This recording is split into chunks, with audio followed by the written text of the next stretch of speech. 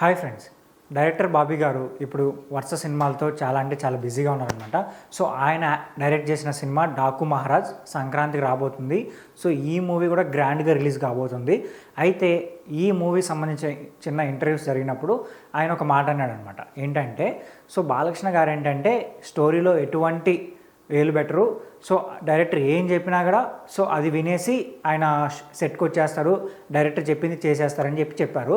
అలాగే చిరంజీవి గారి గురించి మాట్లాడుతూ చిరంజీవి గారు ఏంటంటే స్టోరీ గురించి అడుగుతారు. అలాగే డైలాగ్ పేపర్ ఏంటి, డైలాగ్ ఎలా ఉండబోతుందని దాని గురించి ముందుగా తెలుసుకొని తర్వాత సెట్కి వచ్చి ఆయన చేస్తారని డైరెక్ట్ బాబీ గారు చెప్పారనమాట.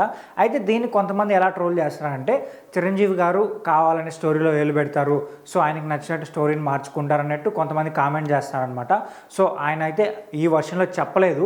ఆయన ఎలా చెప్పారంటే జస్ట్ చిరంజీవి గారు ముందుగానే సెట్కి వెళ్ళక ముందుగానే స్టోరీ ఏంటి, డైలాగ్స్ ఏంటి, సో ఎన్ని సీన్స్ తీయబోతున్నాం ఈరోజు, సో ఇలాంటి అన్ని విషయాలు తెలుసుకొని దాని గురించి బాగా డీటెయిల్గా తెలుసుకొని తర్వాత సెట్కి వచ్చి ఆయన యాక్ట్ చేసి వెళ్ళిపోతారని చెప్పి డైరెక్టర్ గారు చెప్పారనమాట.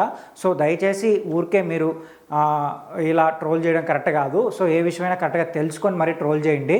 సో దీనిపైన మీరేమనుకుంటున్నారో కింద కామెంట్ చేయండి. అలాగే మా ఛానల్ సబ్స్క్రైబ్ చేసుకోండి.